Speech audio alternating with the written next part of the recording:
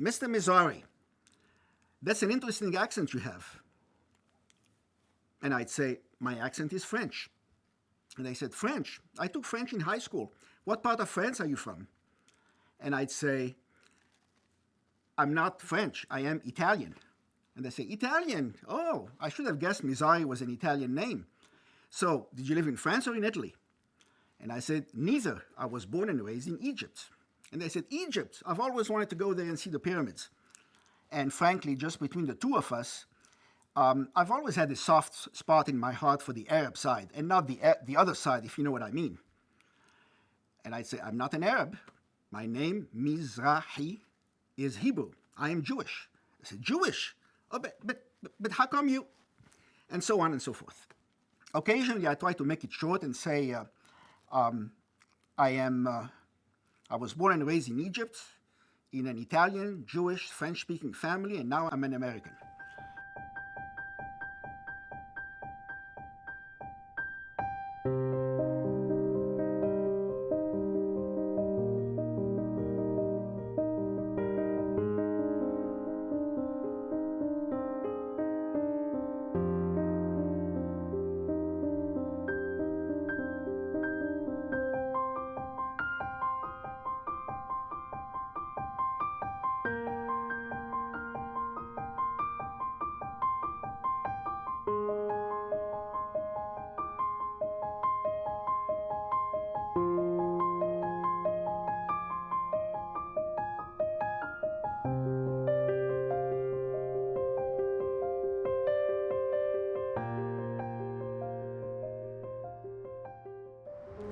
I have beautiful memories of Cairo.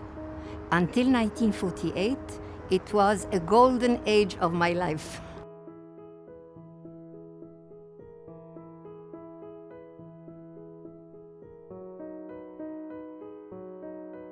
Nous allions à l'école des missionnaires. Et là, nous étions tous des chrétiens, des juifs et des musulmans. C'était naturel, c'était pas quelque chose de spécial, hein? The Jewish schools, for instance, they taught 5 languages. They taught French, the mother tongue of the Jews. They taught English. They taught Arabic. They taught Hebrew, and even Italian. And the Jews always looked for culture.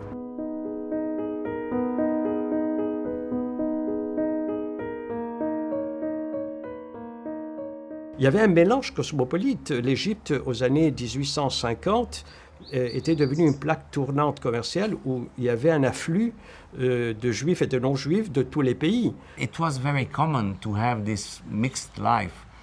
If we went to excursions or our tennis club that was very famous with TTC, we went to play tennis every weekend. Occasionally we went to Gropi and La Paz and places like that, but usually not to sit down and have coffee and tea, which is what the usual thing. We would buy things from them, especially pastries, special candy, what we call the pâté à l'anchois, anchovy croissant, if you will. Gropi, I'd say, was the center of our lives. It was, as I think about it, this almost magical place. And I would have my favorite chantilly cream, la crème chantilly.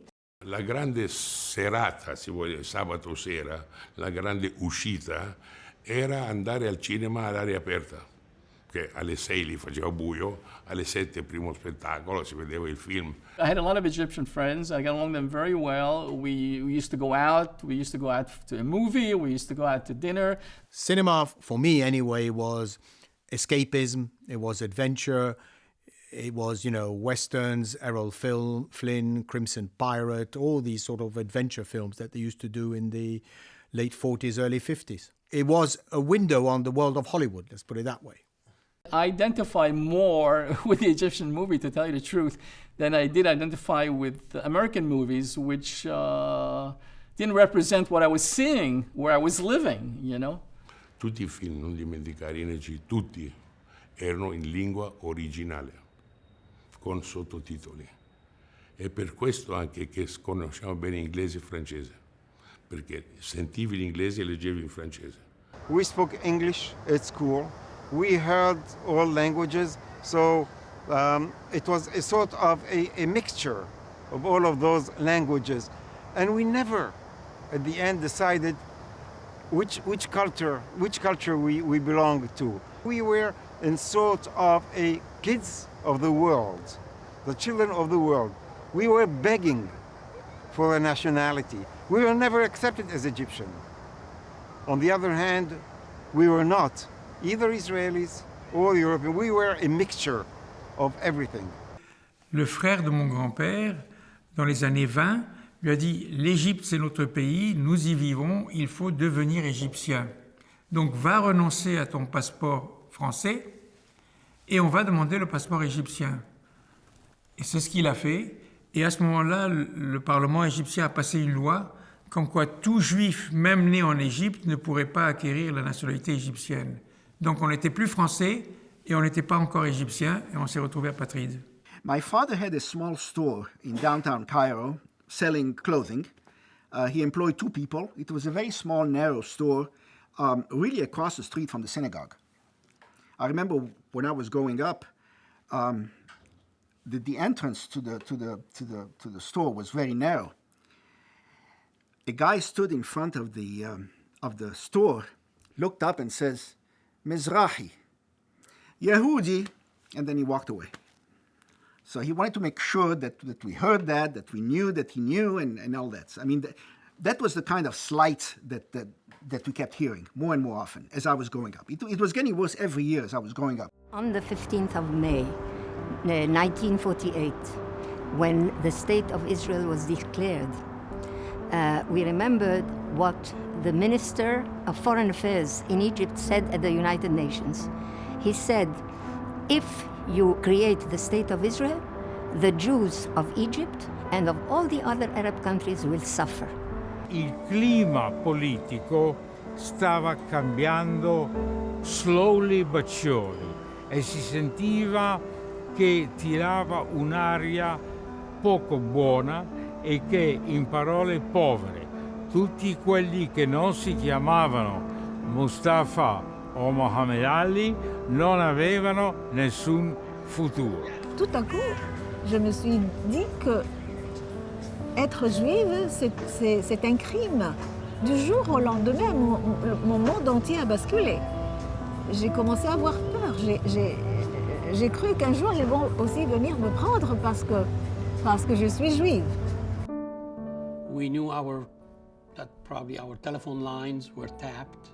We knew that our mail was being read, mail coming from abroad. And it was not hidden because the letter would come and would be opened on one side with like a sticker showing that the censor opened the letter. So we were extremely careful. Obviously, we couldn't express any political view in public with people we didn't know.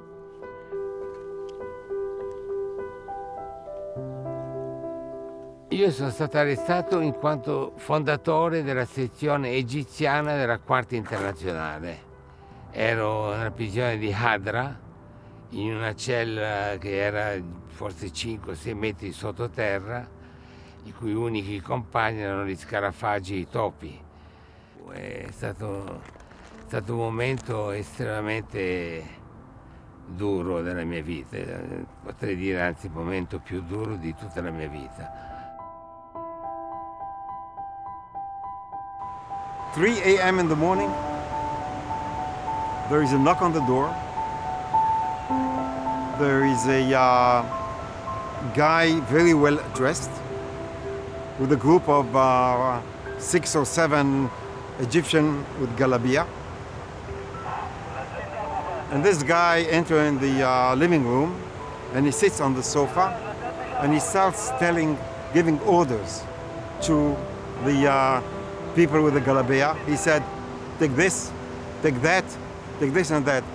And they dilapidated the house. They stole every goddamn piece of furniture and antiquity and jewelry, whatever was there. They just stole everything.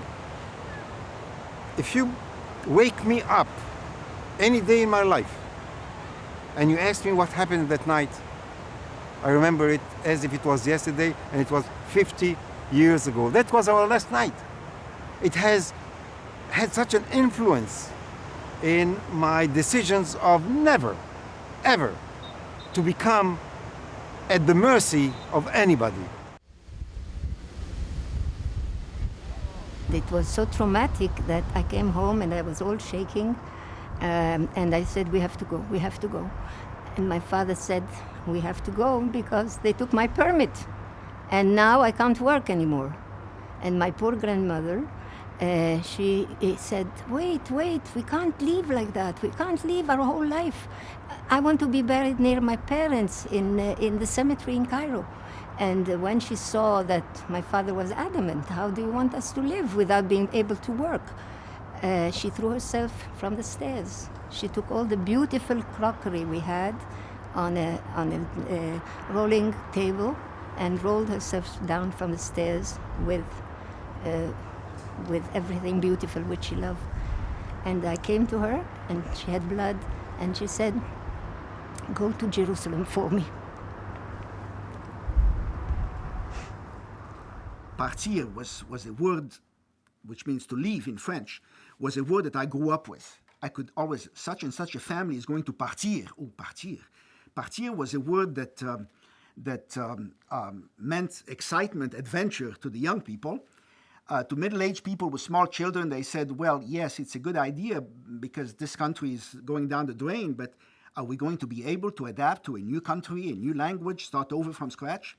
And partir struck fear in the hearts of old people who did not want any change in their lives at the time when they were in advanced years. I think one of the most traumatic experience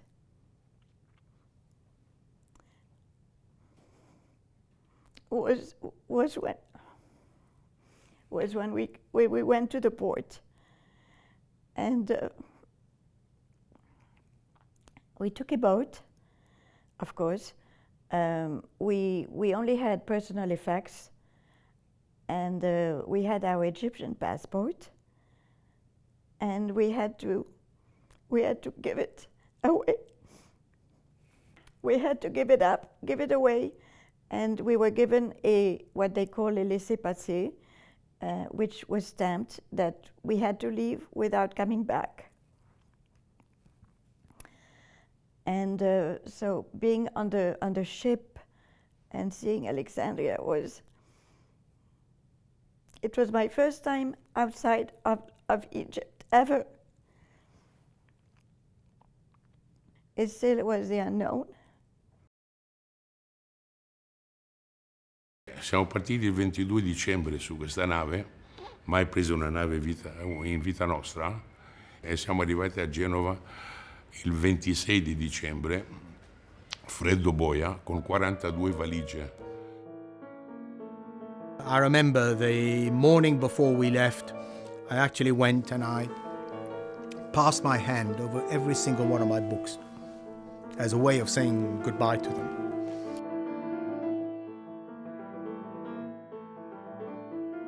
We loved Egypt and we still left it. There was this mixed feelings about leaving Egypt on one side but still loving it. There were more than 900,000 Jews, almost 1 million, who were thrown from Arab countries with nothing.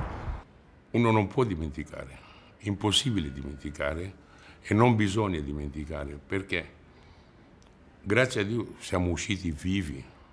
La stragrande maggioranza, bene o male, è risalita alla china e la risalita perché hanno avuto come esempio i nostri genitori. Nous avons vu nos parents se battre, être humiliés, rebondir correctement et malgré ça nous donner un message de tolérance envers les autres. Les Juifs d'Égypte sont les meilleurs adeptes de la survie parce qu'ils l'ont montré dans tous les pays où ils ont été. Vous savez, mon père ne s'est jamais laissé décourager. Et il avait toujours cette expression de dire « Kollo yetzallah », qui en arabe veut dire « tout va s'arranger ». Tout ça va s'arranger d'une façon ou d'une autre. Les Juifs d'Égypte, quand ils étaient en Égypte, ils ont toujours été très actifs, toujours, très ambitieux, et ils aidaient l'un l'autre en Égypte. Et on voulait réussir et on aimait la réussite même quand c'était la réussite d'un autre. Ça nous est resté. Hein? Ça, on ne peut pas nous prendre. Et c'est vrai qu'on a eu la chute. On a eu cette chute terrible, expulsés, confisqués de nos biens et malmenés, tout ce que vous voulez. Mais ce que nous avions en nous, c'est resté en nous. Ce besoin et cette ambition de reprendre le dessus et d'émerger, voilà, c'est ça ce qui nous a donné la force d'être sauvés. I don't think I would have been able in the 60s to accomplish all of those things I have accomplished here in Europe. So I'm very, very grateful to have come here. I'm actually grateful to Nasser to have kicked us out finally. We all had to go. We all had to leave everything behind. There was nothing left. And yet, rather than bitterness and anger and violence, that's not what you see in most of the Egyptian Jewish refugees wherever they gather, wherever we gather, Paris, Lausanne, New York, parts of Brazil and Mexico and Buenos Aires. You see more of a longing. We left Egypt, but Egypt never left us.